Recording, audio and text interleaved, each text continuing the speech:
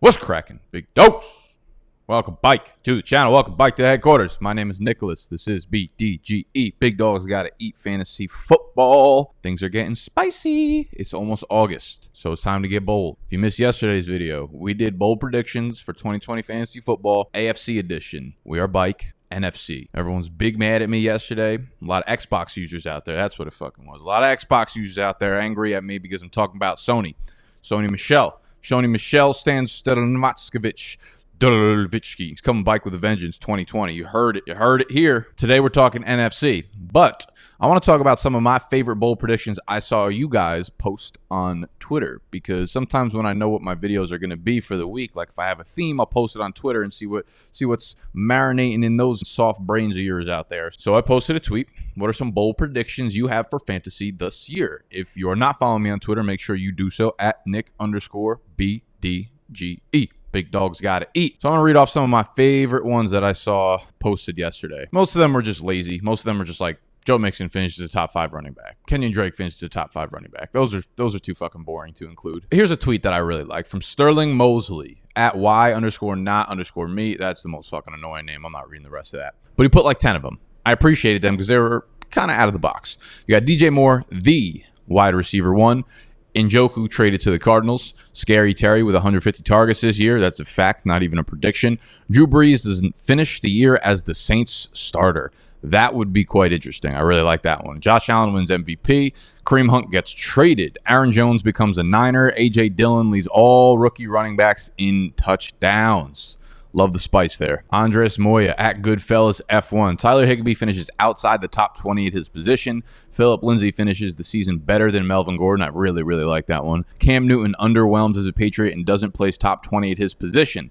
He says, I win the championship in every league I'm in. I get an invite to visit the White House, and I take a selfie sipping rye whiskey and my feet kicked up on the POTUS's desk. It becomes my Twitter profile pic going into 2021. That, my friend, is what we call fucking swag. Though we'd be sipping on tequila, not rye whiskey. A lot of y'all be coming in here saying this player is going to be top 12 or whatever, and they're like literally already being drafted inside the top 12. That would make that the opposite of a bold prediction. That would be a safe prediction. Maybe I should do it. Maybe that would be good clickbait. Safe predictions for 2020 fantasy football. I wonder if any of y'all would actually click on that. And I like the one from the homie at Fantasy Football Advice. If you're not following their YouTube channel, that's another worthwhile follow for sure on here. Nick Zylak at Nick Zylak FFA. He says, Antonio Brown is on 20+% of championship teams. I like that. I think there's been a lot of buzz about Antonio Brown working out with a lot of teams.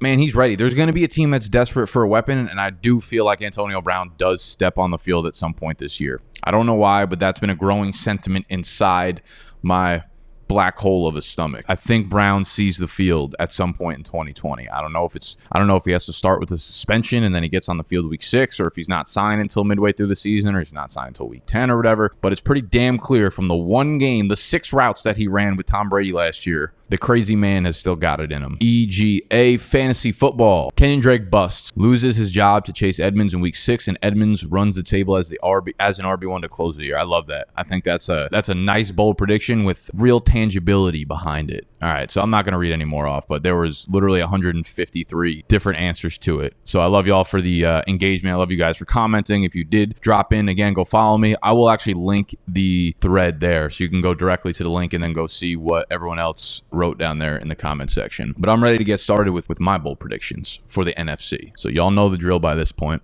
I'm still going to fucking instruct you to tuck your damn shirts in. Stop yelling. And let's eat.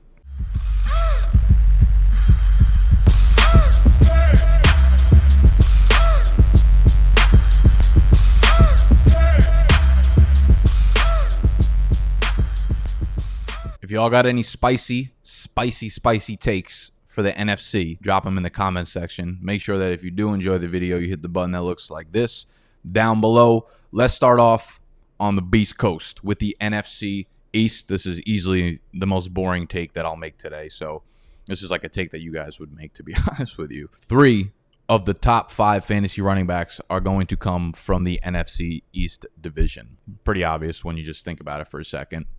Adrian Peterson, Deion Lewis, and Boston Scott. That's all I got for y'all today. Nah, I mean, obviously, Saquon, Zeke, and the God, Miles Sanders. Saquon's ready to explode, man. The team's got an improved offensive line. Danny Dimes coming to his second year in the system. This is going to be a team that puts it together. They are an offense absolutely on the rise. And Saquon dealt with the high ankle sprain last year, man. That's what it was. He's a specimen. He's the best pure running back in the NFL right now. No questions. Listen, I love Christian McCaffrey. Production is off the chart. He might go down as the single best fantasy player of all time when all is said and done. But if you were starting a franchise tomorrow and you had to choose one running back to start it with, none of you mother fathers are choosing C-Mac over Saquon. That's big facts only. The high ankle sprain is what killed him last year. It was Saquon. It was Alvin Kamara. You look what happened. And there was a running back that's better than both of those guys. Run AMC, a movie every time he steps on the field. Anthony McFarland, baby, out of Maryland. He dealt with a high ankle sprain his final year at Maryland. Otherwise, his numbers would have been explosive, orgasmic. But this is what happens. You deal with the high ankle sprain and it ruins the entire season. Saquon Barkley, back to full health, looking like a man amongst unborn children out there on the NFL football field. I don't even know why I'm wasting my time arguing about Saquon in the top 5. It'd be more of a bold prediction if Saquon wasn't a top 5 running back. Then we have Ezekiel Elliott, perennial top 5 guy. High-powered offense. Offensive line, very good. This is a team that's going to move the ball and move the ball and move the ball and give him... Again, I'd be surprised if he finished with fewer than double-digit touchdowns. If he finishes with 15 or 16, I wouldn't be surprised at all. I think he fits into that top 5 mold, no questions asked. And then we move over to Philly with your boy Miles Sanders. Talked a lot about Miles Sanders. I don't want to go too in-depth here because... we've had videos where I talk about him for 27 minutes already, and there will be videos where I talk about him for another 27 minutes in the future. But Miles Sanders, they just didn't add any veteran running backs, man. I know y'all want to talk about a committee, but a committee with who? With who? If they add a veteran running back, okay, I will reassess things. I will move Sanders down my board because I need to be unbiased. I need to be objective about this. But right now they are screaming that Sanders is ready to explode. He is ready to fucking breathe fire out of his mouth like a goddamn dragon. This offense is going to be good. This offensive line is going to be good. I know the Brandon Brooks injury hurt, but they re-signed Jason Peters to play guard, and he's ready to make the move. And I was reading a couple different articles. They put out, Mike Taggs did one on Fantasy Pros. They did their PFF yearly ranking going into 2020, the offensive line. Both were written after the Brandon Brooks injury, and both still have Philadelphia as a top 10 offensive line, if not higher. I think a couple of them had them at like 6 or 7. Whatever. This offensive line is going to be very good. They have no one else to give the damn ball to. Stop making a narrative that's not going to fit the mold here. Boston Scott, is he going to catch some passes? Sure. But Miles Sanders caught a ton of passes while Boston Scott was having his little breakout over the last month of the season. This is Sanders' season. This is Saquon's season. This is Ezekiel Elliott eating more than he's already been eating during COVID season. All right, let's get out of the East. Let's move across the coasts to the West Coast. Robert Woods will score the single most fantasy points of any player in this division that is not a quarterback. Other candidates that I'm going to have to play devil's advocate for here include Kenyon Drake, Chris Carson, DeAndre Hopkins, Cooper Kupp, Raheem Mostert, George Kittle. Could have been Debo, but he got hurt. Lockett, Metcalf. A lot of players to discredit right here. I'm about to make a farce out of all of them. But you start with the running backs. You have Kenyon Drake. Listen, if y'all listen to me, you know I value showing that you can be the workhorse for the entirety of a season. We have like an 8-year sample size, maybe even 9 years at this point, of Kenyon Drake never handling the workload. Yes, I understand he was good over the second half of last year. Not enough for me to feel secure about Kenyon. Like, would you really bet on Kenyon Drake being able to operate as the workhorse for 16 games for Arizona next year? They still have a terrible offensive line. Like, they barely upgraded it. I still think that's going to be a problem. I also think Chase Edmonds is extremely underrated, extremely talented, and there's a good chance that he eats into the workload a little bit there. So I think there are more outs for Kenyon Drake not to be incredible in 2020 than there are for him to actually finish the season as the workhorse there. Chris Carson's incredible, specimen, but obviously coming off the serious hip injury, and he's a guy that, you know, he's broken more than Mr. Glass. So I don't know if I have confidence in him actually staying healthy for the year. So I'll just bet against that. When you come to San Fran, like Raheem Mostert, there's no way I have confidence in him playing out for the whole year. Tevin Coleman's going to have his 3 touchdown games. Raheem Mostert's going to have his games of 150 yards from scrimmage. But listen, like, I don't think either of them are going to put it together. This is just a Kyle Shanahan offense. They're just going to spit, rinse, recycle different running backs. We have no idea who's going to end up as the running back 1 there. So I have very little confidence there. You have Metcalf and Lockett, similar to the way I explained Zach Moss and Devin Singletary in yesterday's video. They're going to cannibalize each other. I could see both guys, again, ending up with 1,000 to 1,100 yards from scrimmage and 5 to 8 touchdowns. Like, I don't think that gets it done when you look at Robert Woods last year. 1,250 yards from scrimmage. The touchdowns are going to go... You know, we talked about this. I talked about this in a prior video where Robert Woods It was like amongst the last 20 years running wide receivers that I'm not even going to get into the details, but it was a stat that basically all but guarantees Robert Woods' touchdown numbers are going up. And I will cover it in a little more depth in a minute. But you want to talk about DeAndre Hopkins. DeAndre Hopkins had nearly 100 fewer yards last year than Robert Woods did. I don't know if most people know that. Robert Woods had almost 100 more yards than DeAndre Hopkins did, and DeAndre Hopkins averaged 10 targets a game last year. 10 targets a game last year, still finished with 100 fewer yards than Robert Woods. He's not getting that volume in Arizona, man. I know he's still an absolute beast on the outside. One of the greatest of all time. Step on the damn field outside of the hash marks. And he still is. Like, his talent is still very much elite. I'm not talking about DeAndre Hopkins dropping off in terms of talent. He's washed up or anything like that. But the first year in a new offense, especially with this summer, one that they want to go a little bit more run heavy. We saw that over the second half of last year, whether it's Kenyon Drake or Chase Edmonds, they want that to be a part of their team more so than just airing it out left and right. I just think DeAndre Hopkins finishes with 75 to 80 catches, probably 1,000 to 1,100 yards, similar to Lockett and Metcalf. And I don't think that's enough to push Bobby Woods, to smoke up Bobby Trees there, man. So I think the easiest path for Robert Woods not to hit this is obviously, either Chris Carson or Kenyon Drake stays healthy for 15 or 16 games, and it's much easier for a running back to score fantasy points when they're on the field. However, I do think the out that might make the strongest case is George Kittle, depending on what happens with Deebo Samuel. Deebo Samuel, he's on a very tight timetable. It was like 8 to 10 weeks recovery, and still that might be pushing it. That's like right by the beginning of the season, so he might start the year on the PUP list. If that happens, Georgie K might be seeing 8 to 10 targets a game for the first 6 weeks of the season, and he might just come out the gate like a firecracker and explode.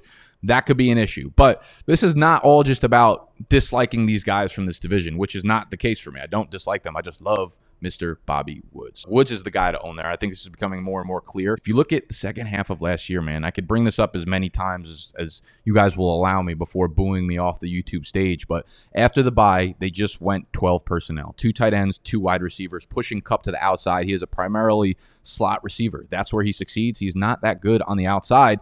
Robert Woods became a legitimate top 5 fantasy wide receiver over the second half of the season. This is the splits after the bye.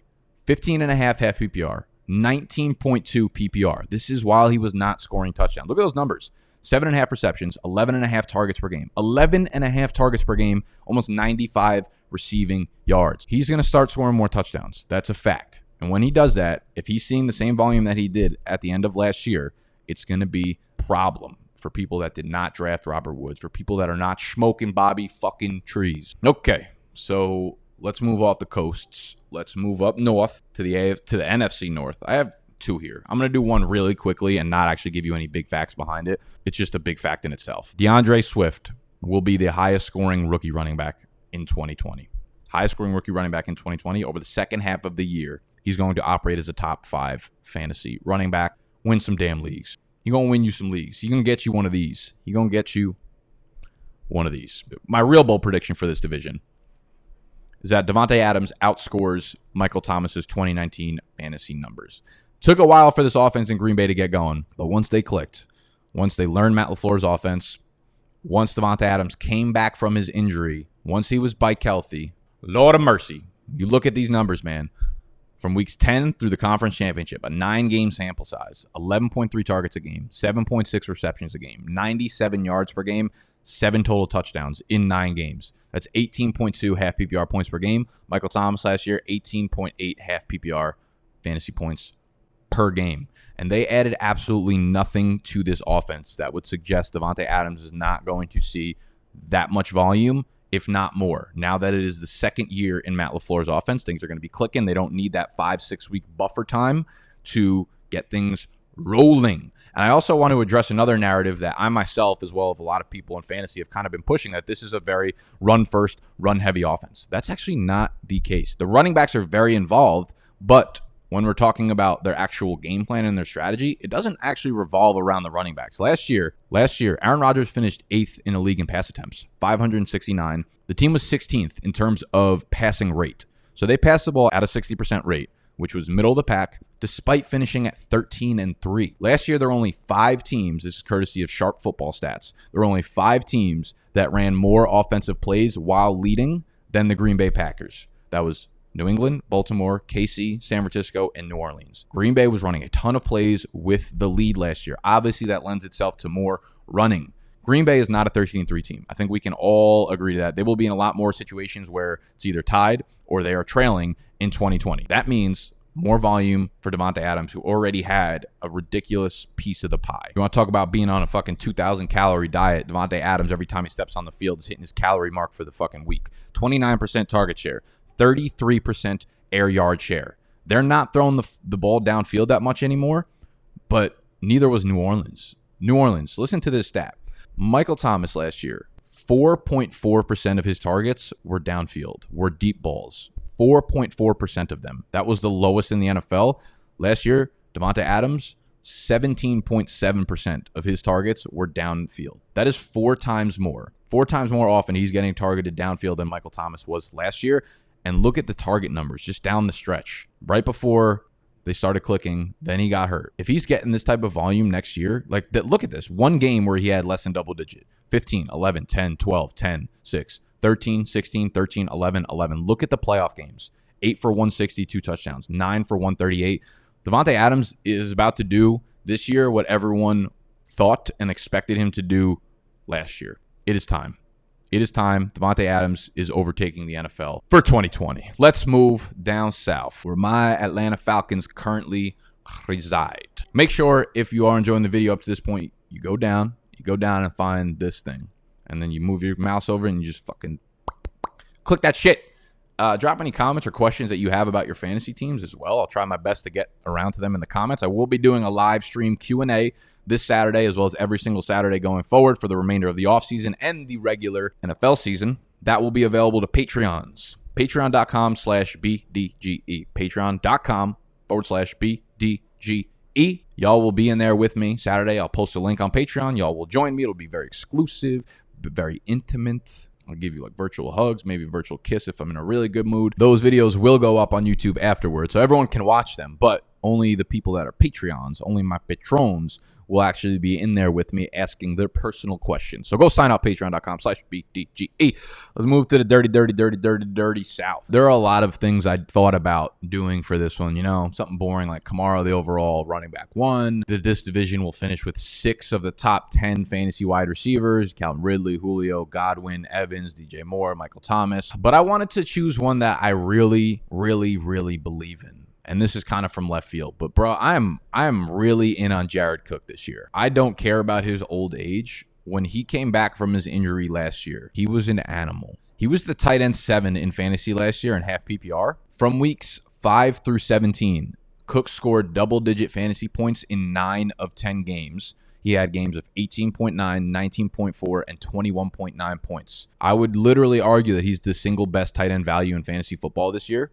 I don't even know what my bold prediction is, to be honest with you. I would say that he's the highest scoring tight end in this division, but I don't really think that's hard to do considering the other people. Maybe I'll just say Jared Cook finishes as the tight end 4 overall. I have him ranked, I believe, the tight end 6 right now, or tight end 7 in my rankings, which are available on our draft guide, which you can cop very easily through monkeyknifefight.com. If you use promo code BDGE when you deposit $10 or more, that's literally all you got to do. Play a game on there for $2. You will get the draft guide for free. You will get our season-long draft guide for free, which has all of our rankings, as well as a billion other really useful tools for your fantasy season, help you draft the premier elite team for your fantasy league, as well as the rookie dynasty kit you're getting absolutely for free when you go through Monkey Knife Fight, and Dr. Morse's full injury guide. It is the single best value. We want to talk about Jared Cook being the single best tight end value, single best product value you can find in fantasy football this summer. monkeyknifefight.com. Use the promo code BDGE when you sign up and deposit $10.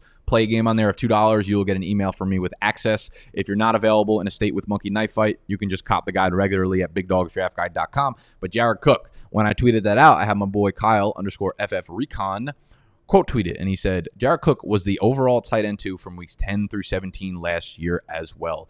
This is relevant because Drew Brees returned from injury in week 10. You hear that? Once Drew Brees returned from injury, Jared Cook was clicking. He was in there. He was an animal over the second half of last year.